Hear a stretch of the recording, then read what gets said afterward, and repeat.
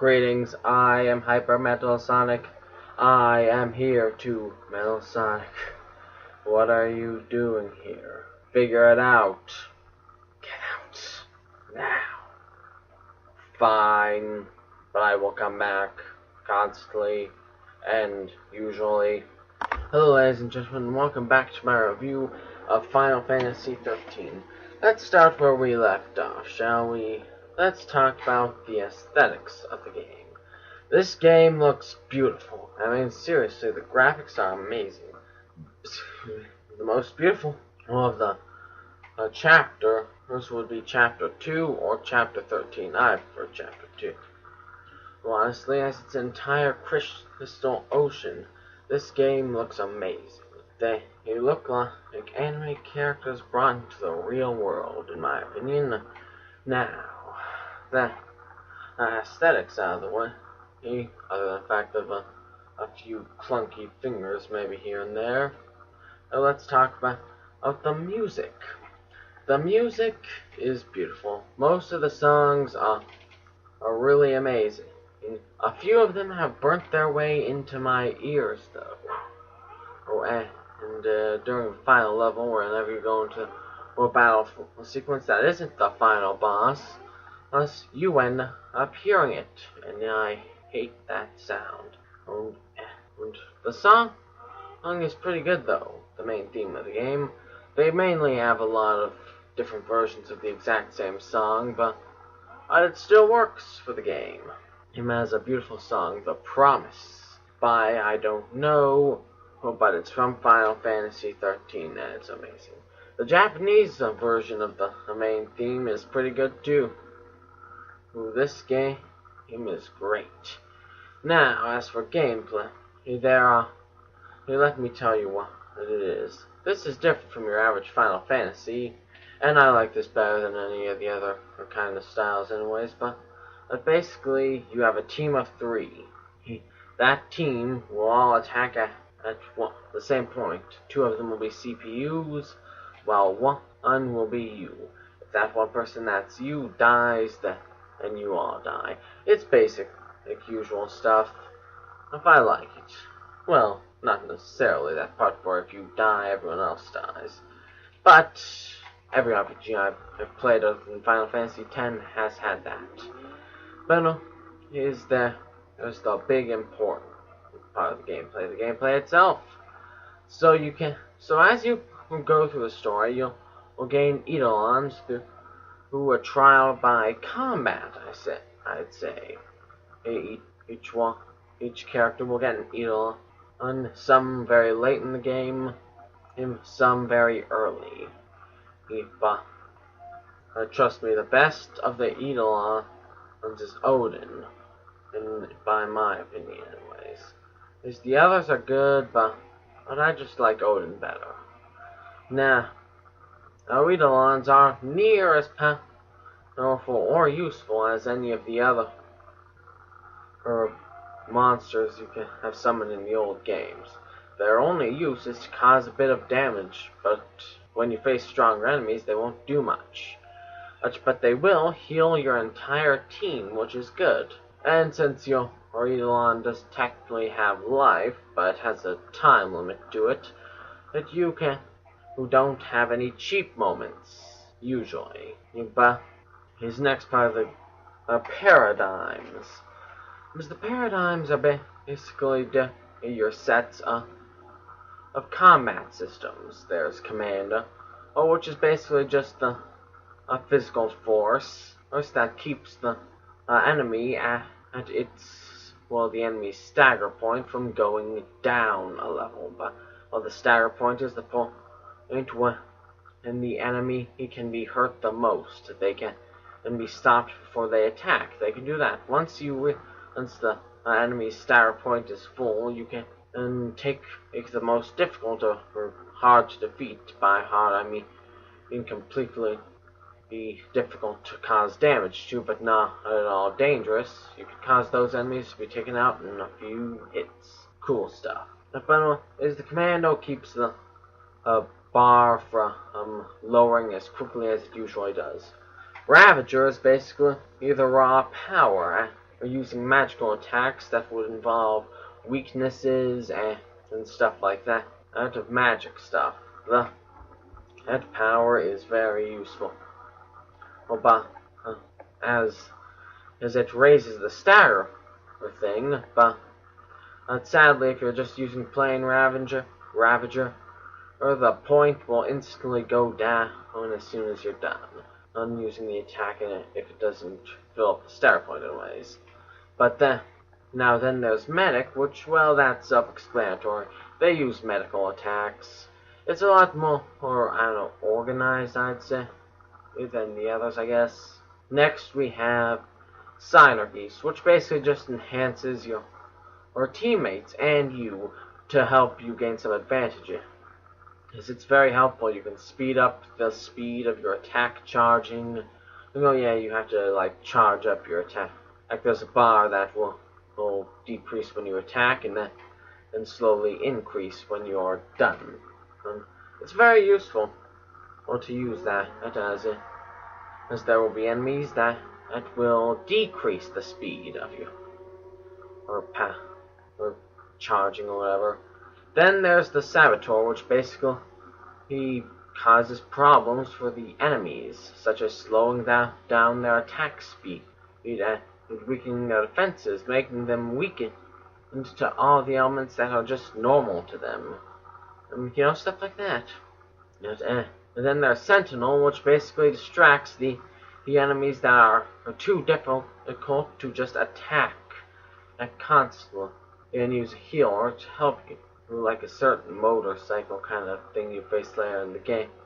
And that has a machine gun attack that will probably kill you instantly, and you will want to avoid it if you do not know how to use the Sentinel. Each of the characters starts out with only 3 of these things.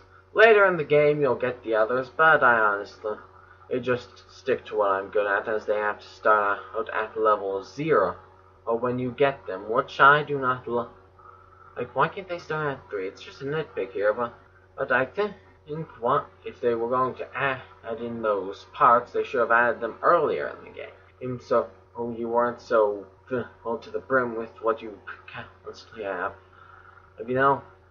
Anyways, you can make combinations of these 6 different powers and enhance your strength. There are many possibilities how you can do this. It sounds complicated when it tries to describe it to you in the tutorial, but as soon as you start using this technique, where you can switch in the middle of battle to save yourself from certain doom, like getting 2 healers, or getting 2 healers in a Sentinel, or 3 healers, 3 Synergies, 3, well, you know what I'm saying. It's very useful. You basically, if you run into an enemy, you will be in a battle. If you sneak up behind them and they don't see you somehow, sometimes they shouldn't even be able to see me, and they see me, well, we get a preemptive strike where I can then give them a run for their money with some special attack. Well, I basically just raise their stagger point. Next, special attacks. Next, as you complete your character, or as the highest level is level 5, which is not as easy as it sounds to get to. But anyways, there's one attack that you can learn that will enhance your abilities. Lightning has Army of 1, on which basically is this awesome super attack, like that the game's auto attack button never uses, so you have to use it manually.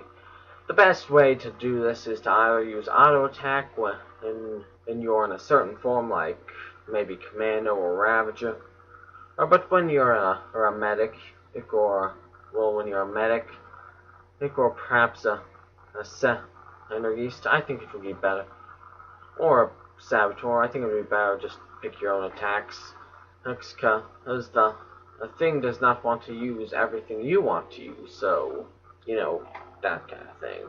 Now, let's get into another part of the gameplay, missions. In Chapter 11, you'll come across Seath missions, which are scattered all around the level. Well, Chapter 11 is the largest level in the game. If you count it in ways, it's got wide open spaces and can help you with all that open world stuff you've been dying for in a Final Fantasy game. Now there are 13 chapters really, but only one of them actually has missions, and 11 is basically the largest in terms of size, and it's the only non-linear one really. It's linear and non-linear. There's a giant open field, but there are also several pathways that could lead you to places. Because there's only one. But anyways, the Seath missions are basically where you take on a specific enemy that does not appear ever again. And it can get you a lot of points, but some of these ones are hard to find, and a lot of them are extremely difficult. What I mean, you will have to also make sure not to skip any enemies when you're heading towards these things. They're classified by levels. There's D, E, C, B, and A. The A could be the hardest, but B is also extremely difficult. But I've been able to complete some of the missions that it said were really difficult, but weren't. These missions can really vary on how you work, you know. Some can kill you instantly, and some can just be kind of easy, you know. But this game has pretty good gameplay, yeah, I'd say. Now, you basically need to level up. You just have a big web of things, and you gain CP points in battle, yeah. Well, the usual gig. You level up, you gain more accessories. You can also level up your weapons and your accessories, which is good. But you actually just level them up with items you have collected in the store, which is cool. But I prefer to keep to what I know.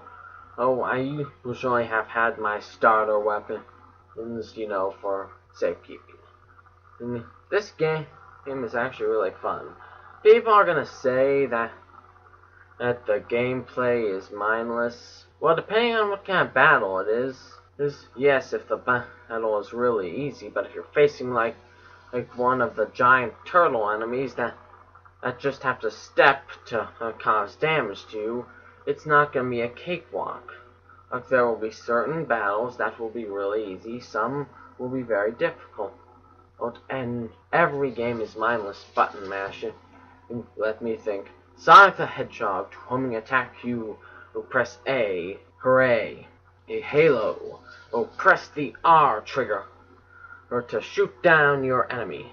And just hold it down there, and yay. People can also complain how non-linear it is. Well, I mean how linear it is. But all Final Fantasy games have been kind of linear. I classify this game as more sci-fi fantasy since there's a lot of technology involved. And that stuff is kind of awesome. This game is really fun. I don't know if I've covered everything, but I don't want to cut this video too long. Yeah, the story is great. The gameplay is really fun once you get the hang of it, and it also helps you take down some of the difficult enemies. But I should probably mention the final boss. Final boss is Bartanelus, Orphan, and Orphan Phase 2. First phase is Bartanelus. It's your particular Bartanelus fight. You fight this guy 3 times in the exact same game, so it's nothing too difficult. Second phase, which is Orphan, the most difficult boss in the game, and a real pain. Very much so. He has an attack that wipes out most of your life. If he has an attack that will kill one of your allies in one instant, but he only uses these attacks every once in a while. But they can be really difficult. Unless you have a sentinel, he might end up killing you and the boss will be over. He's a difficult boss. The third phase is basically just really easy, but you have a time limit to defeat him. And like an Eidolon battle, as in Eidolon battles, you also have a time limit to defeat the Eidolon in this trial by combat, which tests your strategy in a sense. Now, that's all I think I can say. Hey, Mephiles, Metal Sonic, you can come back in here. Let's give our final thoughts. I give this game a 10 out of 10. I give this game a 9.5 out of 10. A bit too technological for me. I give this game a 9 out of 10, as it... No, wait, 8.5 out of 10. And I don't think you should mix magic and fantasy. But here it was really well mixed together. Well, good night, everybody. And next week I will be giving my thoughts on Sonic Boom. Well, good night. And remember, play this game. If you haven't played it and only taken advice from the other people that hate it, don't do that. Never take advice from other people when it comes to playing a video game. And check out the rating, see if you think the rating is good. And if the rating, and by rating I mean like E10, and stuff, which is why I avoid many games with strong sexual content. Just check the rating, see a trailer, maybe some gameplay, and then and if you like it, buy the game. Good night, everybody.